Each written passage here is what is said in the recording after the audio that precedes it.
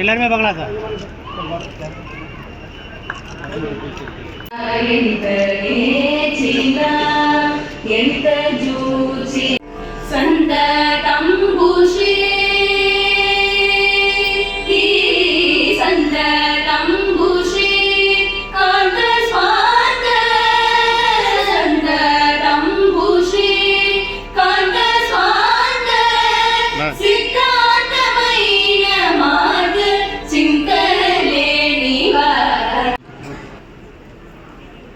இறப்பு விருந்தினருக்கு நினைவு கல்சனை வழங்க எங்கள் சபையின் தலைவர் திரு ஜி.கே. வாசனையா அவர்களை தாழ்மையுடன் கேட்டுக்கொள்கிறேன்.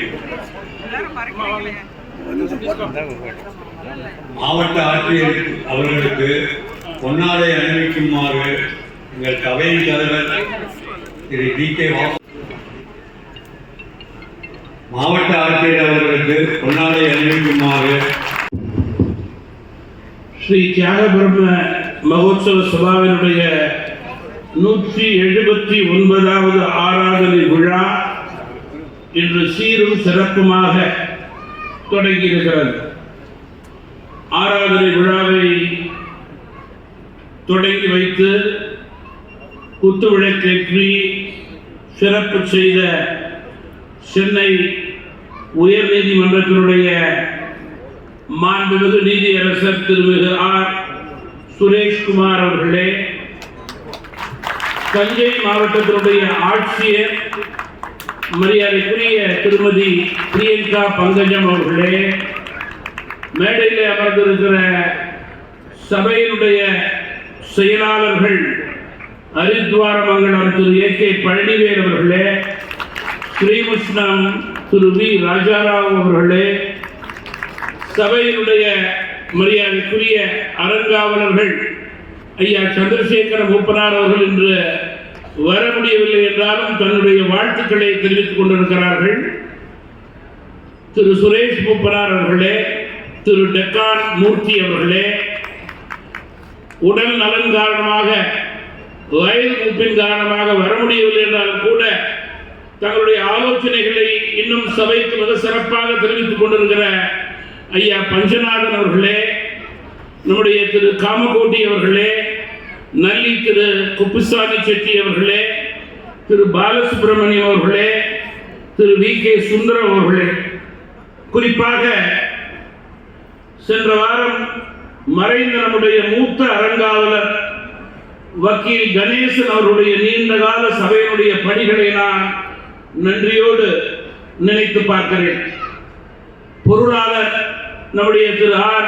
கணேஷ் அவர்களே, இணை செயலாளர்கள் திரு டி.ஆர். கோவிந்தராஜன் அவர்களே, திரு ஓ.எஸ். அருண் அவர்களே, புரவலர்களே, உறுப்பினர்களே, பெருந்திரளாக இங்கே வரி புரிந்திருக்கின்ற ரசிக பெருமக்களே, அனைவருக்கும் வணக்கங்களை தெரிவித்துக் கொள்கிறோம்.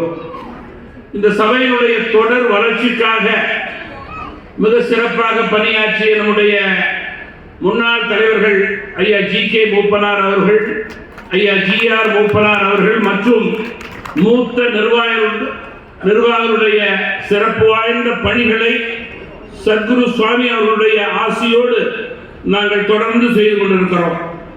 இன்றைக்கு சுவாமிகளுடைய 179வது ஆராதனை விழாவை துவக்கி வைக்கிறார் நம்முடைய நீதியரசர் அவர்கள்.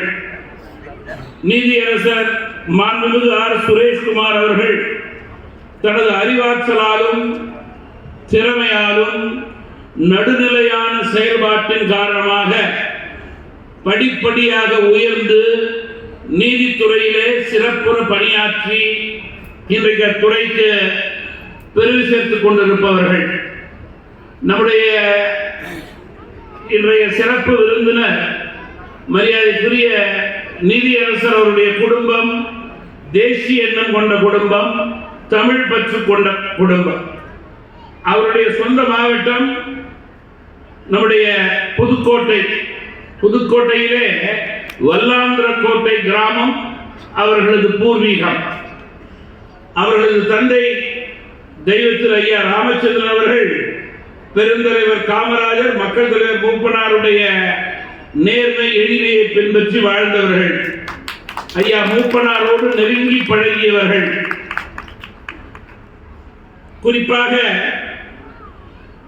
அவர்களது குடும்பத்தினுடைய அர்ப்பணிப்பு உணர்வு, மனிதநேயம், தங்களுடைய கிராமம், பகுதி, சுற்றி இருக்கிற கிராமங்கள் எல்லாம் வளர்ச்சி அடைய வேண்டும் என்ற எண்ணத்தின் அடிப்படையிலே சுமார் 70 ஆண்டு காலங்களிலே 30 ஆண்டுகள் நம்முடைய நீதியரசருடைய தாத்தா, 40 ஆண்டுகள் அவருடைய மறைந்த தந்தை இருவரும் ஊராட்சி மன்ற தலைவராக பணியாற்றியதை நான் இங்கே நினைவு கூற விரும்புகிறேன். மேலும் நிதியரசருடைய அம்மா வழி தாத்தா அன்றைய புதுக்கோட்டை மாகாணத்தின் சட்டமன்ற மேலவை உறுப்பினர், MLC-யாக தமிழகத்திற்கு பெருமை சேர்த்தவர். நிதியரசருடைய மனைவி திருமதி ராஜேஸ்வரி அவருடைய தாத்தா சுதந்திர போராட்ட தியாகி. இப்படி அவர்களது குடும்பம் தேசப்பற்றுக்கும், தெய்வப்பற்றுக்கும், தமிழ் பற்றுக்கும் எடுத்துக்காட்டான குடும்பம். சிறப்பு விருந்தினர் அவர்களுடைய தந்தை மற்றும் அவர் அண்ணன் இருவரும் கம்பன் கழகத்தினுடைய புதுக்கோட்டை மாவட்டத்தினுடைய தலைவராக தொடர்ந்து சிறப்பாக செயல்பட்டு தமிழ் பணியாற்றியவர்கள். அதை தடம் புரளாமல் இன்றைக்கு தமிழகம் முழுவதும் சென்று கம்பன் கழகத்திற்கு நம்முடைய நீதியரசர் அவர்கள் பெருமை சேர்த்துக் கொண்டிருக்கிறார்கள். குறிப்பாக தமிழகத்தினுடைய பாரம்பரியமான இசை, இயல், நாடகம் இதனை பேணி காக்கும் வகையிலே தன்னுடைய உயர்ந்த பணியை சிறந்த முறையிலே அவர்கள் ஆற்றிக் கொண்டிருக்கிறார்கள். தொடர்ந்து முத்தமிழ் மன்றம், இலக்கிய மன்றம், கம்பன் கழகம், தமிழ் மன்றம், கலாச்சாரம், பண்பாடு ஆகியவற்றிற்கு புத்துயிர் கொடுக்கும் வகையிலே, அவைகளுடைய புகழுக்கு பெருமை சேர்க்கும் வகையிலே தங்களுடைய பணியாற்றிக் கொண்டிருக்கிறார்கள். இவ்விழாவினை உயர்நீதிமன்ற நீதியரசர் அவர்கள் துவக்கி வைப்பதிலே சபை பெருமை அடைகிறது. அவர்களை வரவேற்பதிலே தியாகரம சபை பெருமகிழ்ச்சி அடைகிறது. சோற்றிலே கையை வைப்போம் என்று கூறுவோம். அந்த வகையிலே விவசாயிகளுக்கு நம்பிக்கை கொடுக்கும் வகையிலே இங்கே தஞ்சை மாவட்டத்தினுடைய ஆட்சியராக செயல்படும் மரியாதைக்குரிய பிரியங்கா பங்கஜம் அவர்களை நான் மீண்டும் வரவேற்கிறேன். 179வது ஆராதனை விழா என்பது மிக மகிழ்ச்சியோடு இன்றைக்கு தொடங்கி இருக்கிறது. ஒவ்வொரு வருடமும் நம்முடைய சுவாமிகளுடைய ஆராதனை விழா என்பது முக்கியத்துவம் நாடெங்கும், ஏன் உலகெங்கும் அதிகரித்துக் கொண்டு போகிறது. விழாவுடைய நோக்கமே தியாகராஜர் சுவாமிக்கு இசையஞ்சலி செலுத்தும் விதமாக மிக முக்கியமாக ஆண்டுதோறும் விழா எடுத்து கொண்டாடி கொண்டிருக்கிறோம். சங்கீத இசையினுடைய புகழ் கடந்த 178 ஆண்டுகளாக மிகுந்த பெருமையோடும் பாரம்பரியத்தோடும் நடைபோட்டுக் கொண்டிருக்கிற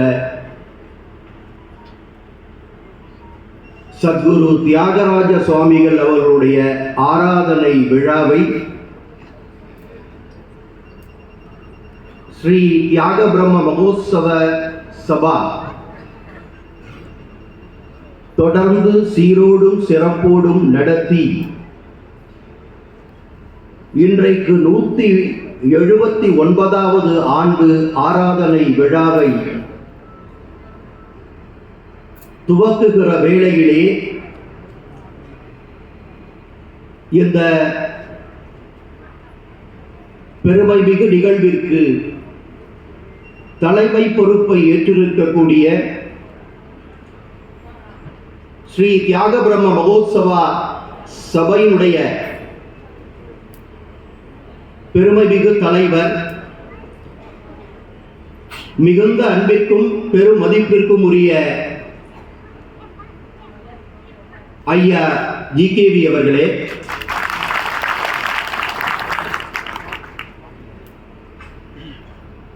இன்றைக்கு சிறப்பு விருந்தினராக வருகை தந்து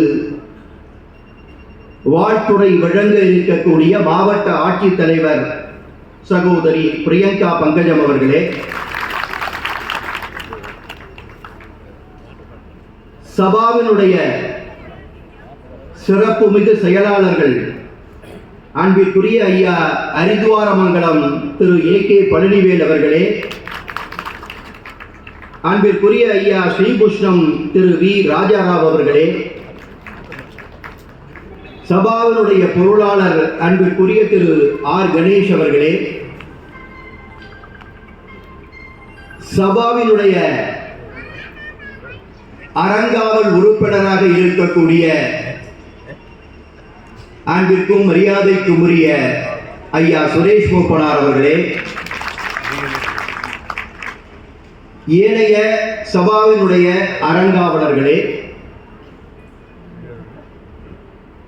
இந்த மாநாடு போன்ற நிகழ்விலே, இந்த இசை விழாவிலே தங்களுடைய பங்களிப்பை சிறப்பாக தந்து கொண்டிருக்கக்கூடிய இசைவாணர்களே, இசை கலைஞர்களே, இசை பிரியர்களே, வணங்கி மகிழ்கிறேன்.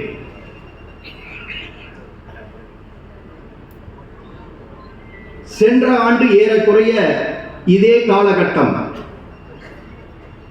ஜனவரி மாதம் ஒரு வாரம் கழித்து இரண்டாவது வாரத்திலே நான் இதே திருவையாறு நகருக்கு வந்திருந்தேன். இதே நகரிலே நடைபெற்ற தமிழிசையுடைய துவக்க விழாவிலே கலந்து கொள்கின்ற வாய்ப்பை அந்த அமைப்பினர் எனக்கு வழங்கி இருந்தனர். அதே திகதியிலே இந்த மண்ணிலே, இந்த இடத்திலே 178வது ஆராதனை விழா கோலாகலமாக துவங்கிற்று. அன்றைய மராட்டிய கவர்னர், இன்றைய இந்தியாவுடைய துணை குடியரசுத் தலைவர் கலந்து கொண்டு அதை துவக்கி வைத்தார்.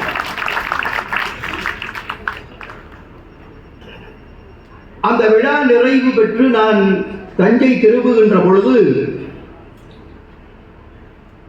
என் மனதிலே ஒரு எண்ண அலைகள், ஏதாவது ஒரு நாள், ஏதாவது ஒரு ஆண்டில் தியாகராஜ சுவாமியினுடைய சன்னதியின் முன்பு வந்து நின்று பேசுகின்ற வாய்ப்பை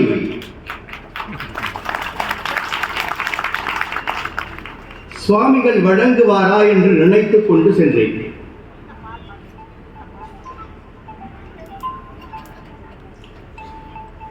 இறைவனும் இறை தூதர்களும் நேரடியாக வந்து நம் கையை பிடித்து எதையும் செய்து விடுவதில்லை. நம்முடைய எண்ணங்கள் தான் எண்ண அலைகளாக மாறி அவர்களுடைய செவிகளுக்கு எட்டி அவர்கள் அதை நாம் அறியாமலேயே நடத்தி காட்டுகின்ற உன்னதத்தை பெற்றவர்தான் அந்த இறையும் இறை உணர்வும் கொண்டவர்களும் ஆவார்கள். அப்படி இறை உணர்வு கொண்ட சுவாமிகள்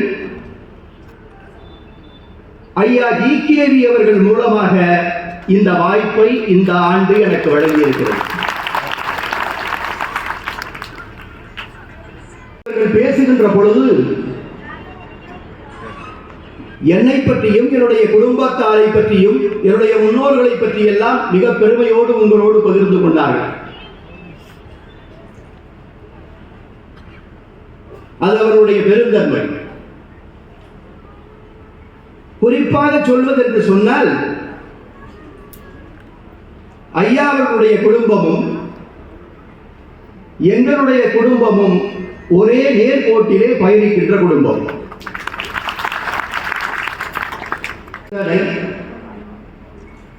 தமிழ்நாட்டு மக்களின் முன்னேற்றம், வளமான வாழ்வு, நேரிய சிந்தனை,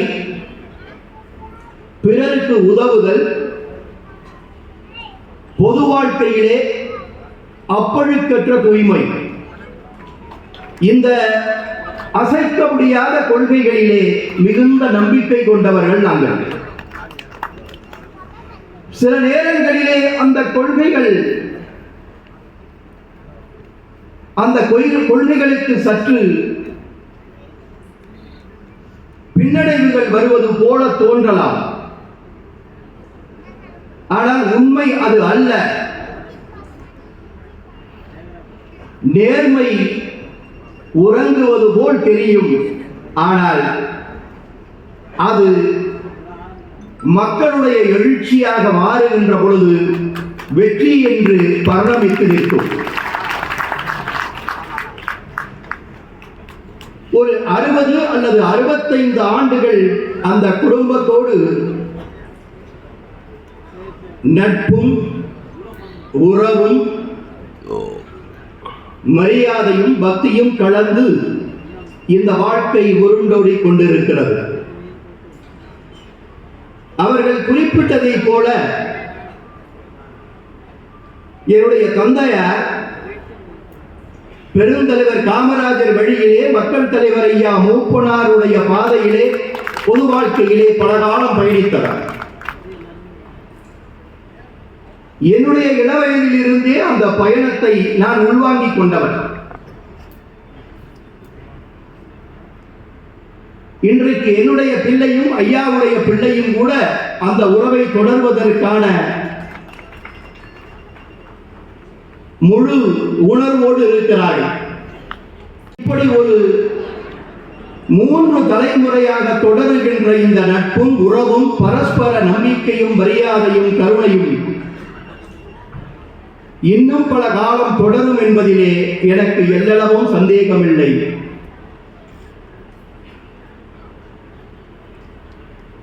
இது சத்குருவனுடைய ஆராதனை விழா என்கிற காரணத்தினாலே அதை ஒட்டியே என்னுடைய உரையை நிகழ்த்த விரும்புகிறேன். அவர் 1847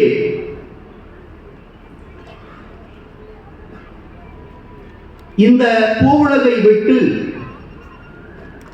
இறைவனுடைய திருவடிகளிலே இளைப்பாறினாலும் கூட அன்றிலிருந்து இந்த ஆராதனை தொடர்ந்து நடைபெற்றாலும் கூட அது ஒரு ஒருங்கிணைந்த ஒருமுகப்படுத்தப்பட்ட ஆராதனையாக நடைபெறாமல் அவரவர்களுக்கு தெரிந்த வழியிலே, தெரிந்த அளவிலே அந்த ஆராதனையை ஒன்றுக்கு மேற்பட்ட இடங்களிலே நடத்தி வந்ததை நாம் அறிகிறோம். ஆனால் அது சுவாமிகள் தியாகராயனுடைய ஆசியாக கூட இருக்கலாம். எல்லோரும் ஒன்று, எல்லோரும் ஸ்ரீராமரை நோக்கித்தான் தொழ வேண்டும், அந்த முழுமுத கடவுளை நோக்கி அந்த ஆராதனையை தன்னுடைய அந்த கிருதிகளை, தன்னுடைய கீர்த்தனைகளை இசைப்பதன் மூலம் எல்லோரும் இறைப்பயணத்தை இசைப்பயணமாக நடத்திவிட முடியும் என்று தியாகராஜ சுவாமிகள் நினைத்ததன் விளைவாகவோ என்னவோ 1941 ஸ்ரீ தியாக பிரம்ம மகோத்சவ சபா என்கின்ற இந்த சீரிய அமைப்பு உருவாக்கப்பட்டது. 41 66 வரை ஒரு 4-5 பெரியவர்கள் தொடர்ந்து இந்த சபாவை தலைமை தாங்கி நடத்தி இருக்கிறார்கள். அதில் பலரை நீங்கள் அறிந்ததுதான். இருந்தாலும் ஒரு ஞாபகத்திற்காக குறிப்பிட்டு சொல்கிறேன். Shri Rajasar Annamalai Chettiar, doctor Alagappa Chettiar, sir C P. Ramaswamy Iyer, Shri Palladam Sanjeeva Rao, doctor P V. Rajamannar, இந்த 5 பெருமகனார்களும் 41 முதல் 66 வரை 25 ஆண்டுகள் இந்த சபாவை செம்மையுடன் நடத்தி சென்றிருக்கிறார்கள். 66 இந்த சபாவிலே இருந்த சிறு சிறு குழப்பங்களை எல்லாம் தீர்த்து வைப்பதோடு என்னுடைய வேலை முடிந்து விட்டது, தியாகராஜருடைய ஆராதனை தொடர்ந்து இந்த திருவையாறு மண்ணிலே நடைபோடட்டும், நான் என்னுடைய வேலையை பார்க்கிறேன் என்று சொன்னவரை இல்லை இல்லை, அதற்கு நாங்கள் அனுமதிக்க மாட்டோம், இது தியாகராஜ சுவாமிகளுடைய கட்டளை, நீங்கள் தான் இந்த சபாவை இனி வழிநடத்த வேண்டும் என்று சொல்லி எல்லோரும் ஒருமித்த கருத்தோடு வைத்த அசைக்க முடியாத வேண்டுகோளை ஏற்று 1966 மறைந்த மக்கள் தலைவர் ஐயா ஜி.கே. மூப்பனார் அவர்கள் இந்த சபாவுடைய தலைமை பொறுப்பிற்கு வந்தார்கள். அன்றிலிருந்து அவருடைய இறுதி மூச்சு வரை 2002ஆம் ஆண்டு வரை 36 ஆண்டுகள் மிகச் சிறப்பாக இந்த சபாவை நடத்தி, அவருடைய காலத்திலேதான் ஒரு மிகச்சிறந்த திருமண மண்டபம் இங்கே உருவாக்க பெற்றிருக்கிறது. அவருடைய காலத்திலேதான் தியாகராஜ சாமி வாழ்ந்த அந்த இல்லம் ஒரு மிகுந்த பொருட்செலவிலே புதுப்பிக்கப்பட்டிருக்கிறது. பக்தர்களும் இசை பிரியர்களும் வந்து தங்கி செல்வதற்கான பல வசதி வாய்ப்புகள் செய்து கொடுக்கப்பட்டிருக்கின்றன. தமிழக அளவிலே, இந்திய அளவிலே சிறப்பாக நடைபெற்று வந்த இந்த ஆராதனை விழா என்பது இந்திய எல்லை கோட்டுகளை எல்லாம் தாண்டி இந்த புவனம் முழுவதும் பறந்து விரிந்திருக்கிற இசை பிரியர்களுடைய ஒரு சிறந்த தலைமை விழாவாக திருவையாறு சத்குரு தியாகராஜருடைய ஆராதனை விழா இன்றைக்கு உருவெடுத்திருக்கிறது என்று சொன்னால் அது நம்முடைய மக்கள் தலைவர் திரு ஜி.கே. மூப்பனார் அவரோடு இணைந்த இசைவாணர்களும் சபா நிர்வாகிகளும் செய்து வைத்த பெரும் பணி தொண்டு. அவருக்கு பின்னால் இளையவர் ஐயா ஜி.ஆர்.எம். அவர்கள் இருந்தார்கள். 2019 வரை ஒரு 17 ஆண்டுகள். அவர்களுடைய மறைவிற்கு பிறகு யார் அடுத்து இதை ஏற்று நடத்த வேண்டும், நடத்த முடியும் என்றால் வேறு யாரும் இல்லை, வேறு யாரும் நடத்த முடியாது, அதை இவர்கள்தான் நடத்த வேண்டும் என்று இறைவன் இட்ட கட்டளை தியாகராஜ சுவாமியினுடைய அந்த அவருடைய ஆசிகள் தான் இன்றைக்கு உங்கள் முன்னாள் தலைவராக இருக்கக்கூடிய ஐயா ஜி.கே.வி. அவர்கள் 2019 தன்னுடைய தலைமை பொறுப்பை ஏற்று இன்றளவும் இதற்கு பின்னும் பல ஆண்டுகள் இந்த சபாவை மிகச் சிறப்பாக நடத்துவதற்கு சித்தமாகி இன்றைக்கு 179வது ஆராதனை விழா மிக கோலாகலமாக இந்த மண்ணிலே துவங்கி இருக்கிறது. ஐயா அவர்கள் சென்ற மாதம் என்னை அழைத்து இது மாதிரி 3ஆம் தேதி மாலை 5:30 மணிக்கு 179வது ஆராதனை விழா துவக்கம் இருக்கிறது, நீங்கள் வந்து கலந்து கொண்டால் சிறப்பாக இருக்கும் என்று அவர்கள் சொன்னவுடன் எனக்கு மகிழ்ச்சி என்று நான் சொல்லிவிட மாட்டேன். காரணம், மகிழ்ச்சி என்ற வார்த்தையிற்குள் அதை அடக்கிவிட முடியாது. நான் ஏற்கனவே குறிப்பிட்டு சொன்னதை போல அது ஒரு உள்ள கிடக்கை. அந்த உள்ள கிடக்கை நிறைவேறியது என்கின்ற பெருமை மிகு மகிழ்ச்சியோடு அதை நான் ஏற்றுக்கொண்டேன். ஏனென்று கேட்டால், இந்த மண்ணிலே, இந்த மேடையிலே நினைத்தபடி எல்லோரும் வந்துவிட முடியாது, பேசிவிட முடியாது, பாடிவிட முடியாது, வாசித்து விட்டு போய்விட முடியாது. அது தியாகராஜ சுவாமிகளுடைய ஆசி இல்லை என்றால் நடைபெறாது என்பதை நாம் அறிவோம். இங்கே இந்த மேடையை அலங்கரித்தவர்கள், இந்த ஆராதனை விழாக்களை துவக்கி வைத்தவர்களுடைய பட்டியலை எல்லாம் நீங்கள் பார்த்தீர்கள் என்று சொன்னால், ஒவ்வொரு ஆண்டும் வருடந்தோறும் வருகிறவர்களுக்கும் பல ஆண்டுகளாக இந்த ஆராதனையிலே கலந்து கொள்கிறவர்களுக்கும் அது தெரியும். பலருக்கு தெரியும், சிலருக்கு தெரியாமலும் இருக்கலாம். 5 குடியரசுத் தலைவர்கள் இந்த விழாவிலே பங்குபெற்றிருக்கிறார்கள். நான் அறிந்தவரை இந்தியாவிலே எந்த ஒரு இசை நிலை நிகழ்விற்கும், இசை சபாவினுடைய நிகழ்விற்கும் 5 குடியரசுத் தலைவர்கள் பங்கு பெற்றதாக சரித்திரம் இருக்கிறதா என்று தெரியவில்லை. இந்தியாவுடைய முதல் கவர்னர் ஜெனரலாக இருந்தவர் சக்கரவர்த்தி ராஜகோபாலாச்சாரியார் என்கிற ராஜாஜி, அவர் கலந்து கொண்டிருக்கிறார். ஆர்வி என்று சொல்லக்கூடிய வெங்கட்ராமன் கலந்து கொண்டிருக்கிறார். மேலாள் குடியரசுத் தலைவர் சங்கர் தயாள் சர்மா அவர்கள் கலந்து கொண்டிருக்கிறார். அதே போல் மற்றொரு குடியரசுத் தலைவராக இருந்த வி.வி. கிரி அவர்கள் கலந்து கொண்டிருக்கிறார். அதேபோல் துணை குடியரசுத் தலைவராக இருந்த திரு வெங்கையா நாயுடு அவர்கள், நான் குறிப்பிட்டதை போல இன்றைக்கு துணை குடியரசுத் தலைவராக இருக்கக்கூடிய திரு சி.பி. ராதாகிருஷ்ணன் அவர்கள், அதற்கு பிறகு மாநில ஆளுநர்கள் என்கின்ற வரிசையிலே நிறைய பேர் இருக்கிறார்கள். திருவாளர்கள் கே ஷா, திருவாளர் மோகன்லால் சுகாதியா, திருவாளர் எஸ் பர்னாலா, திரு நரசிம்மன், திருமிகு ரோசையா என்று அந்த பட்டியல் நீளுகிறது. அதை தாண்டி மத்திய அமைச்சர்கள் எத்தனை பேர், இசைவாளர்கள் எத்தனை பேர், இன்னும் பல்வேறு வகைகளிலே பல்வேறு நிலைகளிலே இந்த சமூகத்திலே முன்னிலையிலே இருக்கக்கூடிய பெரியவர்கள் எத்தனை பேர் இந்த இசை விழாவை துவக்கி வைத்திருக்கிறார்கள் என்ற பட்டியலை நீங்கள் பார்த்தீர்கள் என்று சொன்னால் ஆச்சரியப்பட்டு போவீர்கள்.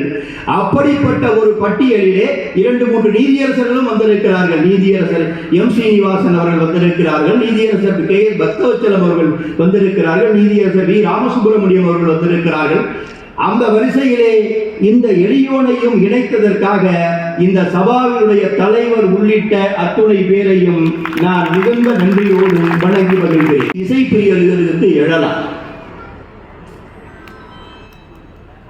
ஐயா சாஸ்திரியும் ஐயா தீட்சிதரும் தியாகராஜ சுவாமியும் மூவரும் சேர்ந்துதானே அந்த இசை மூவர்கள், அந்த மும்மூர்த்திகள், கர்நாடக சங்கீதத்தினுடைய தலகர்த்தகர்கள் என்று இருக்கின்ற பொழுது தியாகராஜ சுவாமிகளுடைய பெயராலே மாத்திரம் இவ்வளவு பிரம்மாண்டமான இவ்வளவு சிறந்த விழாவை இத்தனை ஆண்டுகள், ஏறக்குறைய 175 ஆண்டுகளை கடந்து 200 ஆண்டை நோக்கி போகிற அளவிற்கு இந்த விழா தொடர்ந்து சிறப்போடு நடைபெறுகிறது. அவரை கொண்டாடுகிறோம், ஆராதனை செய்கிறோமே, ஏன் இந்த அளவிற்கு சிறப்பு மற்ற இருவருக்கும் தரவில்லை என்கிற கேள்விகள் கூட எழலாம். இசை பிரியர்கள் அவர்களுக்கு எழுகிற கேள்விகளுக்கு இசைவாளர்கள், இசையிலே பாண்டித்யம் பெற்றவர்கள் நிச்சயமாக பதில் கூற முடியும். காரணம், தியாகராஜ சுவாமிகளுடைய அவருடைய பிறப்பும் வளர்ப்பும், அவர் வாழ்ந்த விதமும், அவர் இசைக்கும் அந்த கீர்த்தனைகளை உருவாக்குவதற்கும் எப்படி இறையோடு கலந்து தன்னுடைய வாழ்க்கையை 80 ஆண்டு கால வாழ்க்கையை அர்ப்பணித்தார் என்பது அவர் காட்டுகின்ற வரலாறு. எப்படி ஒரு சாமானியனாக இருந்தவன் முதலிலே இந்த மண்ணிலே ஒரு இதிகாசத்தை படைக்க முடிந்ததோ, வால்மீகி என்ற ஒரு சாமானியன் முதலிலே ஒரு மிகப்பெரிய இதிகாசத்தை படைத்து தந்தான். இந்த மண்ணிலே தோன்றிய முதல் இதிகாசம் அதுதான். அதனால்தான் அவனை ஆதிக்கவி என்று சொல்லுவோம். அந்த ஆதிக்கவியும் நாரதருடைய அருளை பெற்றுத்தான் கவிஞனானான். அதே போல் நம்முடைய சுவாமியும் சத்குருவும் அப்படிப்பட்ட ஒரு ஆசியை பெற்றுத்தான் கர்நாடக சங்கீதத்தினுடைய தலநாயகராக இன்றைக்கு உலகம் முழுவதும் போற்றப்படுகிறார். வால்மீகியும் தன்னுடைய 2400 சமஸ்கிருத ஸ்லோகங்கள் மூலம் ராமாயண கதையை வடிவமைத்து அந்த இதிகாசத்தை இந்த மக்களுக்கு படைத்து தந்தார். அதே போல் தியாகராஜ சுவாமியும் 2400 கீர்த்தனைகள் மூலம் ஏறத்தாழ அநேகமாக எல்லா ராகங்களையும் உள்ளடக்கி கீர்த்தனைகள் பாடிய ஒரே மகான் இருக்கிறார் என்று சொன்னால் அது தியாகராஜ சுவாமிகள் மாத்திரம்தான். எனவேதான் சங்கீத மும்மூர்த்திகள் என்பவர்கள் மூவராக இருந்தாலும் கூட அவர்களில் தலநாயகராக இருக்கக்கூடிய தியாகராஜ சுவாமிக்கு மிக பிரம்மாண்டமாக விழா நடத்துவதுதான் இசைக்கு செய்கிற பணி தொண்டு என்பதை தாண்டி இசையை இசைப்பதன் மூலமாக, அவருக்கு ஆராதனை செய்வதன் மூலமாக நாம் இறைவனை தொழுகிறோம், இறைவனை நன்றியோடு நினைத்து பார்க்கிறோம் என்கிற அளவிலேதான் இந்த ஆராதனை விழா இவ்வளவு பெருமையோடும் சிறப்போடும் ஒவ்வொரு ஆண்டும் நடந்தேறிக் கொண்டிருக்கிறது. அவருடைய மூதாதையர்கள் ஆந்திராவிலே தெலுங்கு பகுதியைச் சேர்ந்தவர்கள் என்பது உங்களுக்கு தெரியும். திருவாரூர் பகுதியிலே அவருடைய தந்தையார் குடியேறியது தெரியும். அங்குதான் தியாகராஜர் பிறக்கிறார். ஆனால் பாருங்கள், அவருடைய தந்தையார். நீங்கள் அவர் எழுதிய 2400 கீர்த்தனைகளில் பெரும்பாலான கீர்த்தனைகள் ராமநாமத்தை ஜபிக்கின்ற, ராமனை தொழுகின்ற, ராமனை பூஜிக்கின்ற, ராமனை கொண்டாடுகின்ற கீர்த்தனைகளாகவே அமைந்து விட்டதற்கான காரணம் இயற்கையிலேயே அவர் ராமனால் ஆசீர்வதிக்கப்பட்டவர். அதனால் தான் அவர் ராம பிரம்மம் என்கின்ற அந்த தந்தைக்கும் சீதம்மா என்கிற தாய்க்கும் பிள்ளையாக பிறந்தார். ஒருவேளை சென்ற பிறவியில் லவன் குசலாக இருந்து கூட தியாகராஜ சுவாமியாக அவர் உருவெடுத்திருக்க முடியும், நமக்கு தெரியாது. அப்படிப்பட்ட பெருமையோடு இந்த மண்ணிலே அவதரித்தவர் அவருடைய தந்தையார் அன்றைக்கு இருந்த தஞ்சையினுடைய மன்னர் நடத்துகின்ற இந்த திருவையாறு மண்ணிலே நடத்துகின்ற அந்த பெரிய உற்சவங்களிலே வந்து பாடக்கூடிய, பேசக்கூடிய, கதாகாலட்சேபம் செய்யக்கூடியவராக இருந்த காரணத்தினாலே ஆண்டுதோறும் இந்த திருவையாறு மண்ணிலே நடைபெறுகின்ற விழாவிலே அவர் கலந்து கொண்டார். அப்படி ஒவ்வொரு ஆண்டும் திருவையாறு மண்ணிற்கு அவர் வருகின்ற பொழுது தன்னை அறியாமலேயே இந்த மண் அவரை ஈர்த்து விட்டது. யாரை? சுவாமியுடைய தந்தையை ஈர்த்து விட்டது. அதன் காரணமாகத்தான் இந்த திருவையாறு மண்ணிலே திருமஞ்சன வீதியிலேயே தான் குடியேறி விடலாம் என்று சொல்லி நிரந்தரமாக அவர் திருவாரூரிலிருந்து இங்கே திருவையாறுக்கு வந்து நிரந்தரமாக குடியேறுகிறார். எனவே தியாகராஜ சுவாமிகளுடைய வளர்ப்பு என்பது அவர் வளர்ந்ததெல்லாம் பிறந்தது திருவாரூராக இருந்தாலும் வளர்ந்தது இந்த திருவையாறு மண், குடித்தது இந்த காவிரி தண்ணீர். இதை பருகி அவர் வளர்ந்ததன் காரணமாக அவர் இந்த மண்ணில் தான் பெருமை பெற்றிருக்கிறார், இந்த மண்ணிற்கு பெருமையை சேர்த்து தந்திருக்கிறார். 1400க்கும் மேற்பட்ட கீர்த்தனைகளை எழுதினார் என்பதை நீங்கள் அறிவீர்கள். பெரும்பாலான கீர்த்தனைகள் தெலுங்கிலே அமைந்தது. அதற்கு காரணம் அவருடைய தாய்மொழி என்பதை நீங்கள் அறிவீர்கள். அப்படி அவர்கள் கீர்த்தனைகள் படைத்த பொழுது 8 வயதிலே அவருக்கு உபநயனம் செய்யப்பட்டதா. அப்படி 8 வயதிலே அவருக்கு உபநயனம் செய்கின்ற பொழுது அவருடைய தந்தையார் அவருக்கு வெறும் உபநயனத்தோடு நிறுத்திவிடாமல் அந்த ராம மந்திரத்தையும் ராமநாமத்தையும் ஜெபிப்பதற்கான அந்த மந்திரத்தையும் அவருக்கு சொல்லிக் கொடுத்ததன் வாயிலாக தினந்தோறும் அவர் ராமநாமத்தை ஜபித்து ராமனை தொழுததன் காரணமாக முதலிலே சிறு வயதிலேயே அவர் எழுதிய முதல் கீர்த்தனையே நமோ நமோ ராகவாய அனிசம் என்கின்ற கீர்த்தனையை தான் முதலிலே அவர் படைத்திருக்கிறார். அதுதான் அவருடைய வாழ்க்கையினுடைய இறுதியிலே அவர் 2400க்கும் மேற்பட்ட கீர்த்தனைகள் படைத்ததனுடைய அந்த நீண்ட பயணத்தினுடைய அந்த முதல் கீர்த்தனை அதுவாகத்தான் இருந்தது. உங்கள் முன்னால் நான் பகிர்ந்து கொள்ள ஆசைப்படுகிறேன். ஒரு முறை இந்த மன்னர், இங்கே ஆட்சி செய்த மன்னருடைய தலைமை அரசவை புலவர், அவருடைய பெயர் சொண்டி வெங்கடரமணையா. அவர் வந்து இவரை ஒரு முறை பார்த்திருக்கிறார். பார்த்துவிட்டு இருவரும் பேசிக் கொள்கிறார்கள். அப்பொழுது தியாகராஜ சுவாமிகள் பாடுகிறார், தொரகுணா இடுவண்டி சேவா, இப்படிப்பட்ட பாக்கியம், சேவை செய்யும் பாக்கியம் கிடைக்குமா என்ற பொருள்பட அந்த கீர்த்தனையை அவர் பாடுகிறார். அதற்கு அவர் சொண்டி வெங்கடராமனையா திருப்பி பாடுகிறார், தொரகுணா இடுவண்டி சிஷ்யுடு, இப்படிப்பட்ட மாணவர் கிடைப்பாரா என்று அவர் பதிலுக்கு பாடுகிறார். பாடிவிட்டு தியாகராஜருடைய அவருடைய புலமையை அறிந்து தன்னுடைய தோடாவையும் மகரகண்டியையும் அவருக்கு பரிசாக வழங்கினார். நீங்கள் தியாகராஜரை பற்றி இசையிலே தேர்ந்த வல்லுநர்கள் சொல்லுகிறார்கள், தியாகராயர் உருவாக்கிய உருப்படிகள் அநேகமாக திவ்ய நாம கீர்த்தனைகளாக அமைந்திருந்தன. தனி சரணத்தை உடைய கிருதிகளாகவும் அவை அமைத்திருந்ததன் காரணம்தான் தியாகராஜருடைய கீர்த்தனைகள் இன்றைக்கு உலக புகழ் பெற்று விளங்குகின்றன என்று அவர்கள் அதிலே பதிவிடுகிறார்கள். அதேபோல் இன்னொரு சமயம் தியாகராயர் அவர்கள், அதாவது நம்ம தியாக பிரம்மத்துடைய 5வது பஞ்சரத்ன கீர்த்தனை, இதை பற்றி படித்தவங்க ஜென்ரலாக என்ன சொல்லுவாங்க அப்படின்னா, அவரோட குரு சொந்தி வெங்கட்ரமணையா அவரை அவரோட புகழ பாடுறதுக்காக ஏற்றப்பட்ட அந்த கீர்த்தனை அப்படின்னுட்டு தான் எல்லாருமே நினச்சிட்டு இருக்காங்க. ஆக்சுவலாக பார்த்தா அப்படி இல்லை.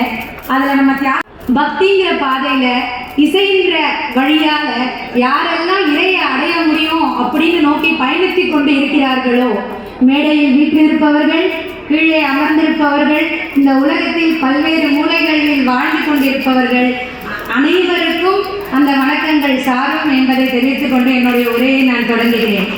இங்கு வருகை புரிந்திருக்கும் திரு ஜி.கே. வாசன் ஐயா, நீதியரசர் திரு சுரேஷ்குமார் ஐயா, திரு சுரேஷ் மூப்பனார் ஐயா, திரு ஹரித்வாரமங்கலம் ஏ.கே. பழனிவேல் ஐயா, திரு ஸ்ரீமுஷ்ணம் ராஜாராம் ஐயா, திரு டெக்கன் கிருஷ்ணமூர்த்தி, திரு கணேஷ் மற்றும் அனைத்து ஆன்றோர் சான்றோர் அனைவருக்கும் எனது மாலை வணக்கம். அதுக்கப்புறம் மைக் பக்கத்தில் வரதே ஒரு பயம். இது 2வது முறை ஐயா கூட நான் ஒரு மேடையை பகிர்ந்து கொள்கிறேன். அதில் எனக்கு ரொம்ப ரொம்ப பெருமை. அதுவும் இந்த 179வது சத்குரு ஸ்ரீ தியாக பிரம்மத்தின் ஆராதனை நிகழ்ச்சியில் 2வது முறையாக பங்கெடுப்பது என்னுடைய பாக்கியமாக நான் கருதுகிறேன்.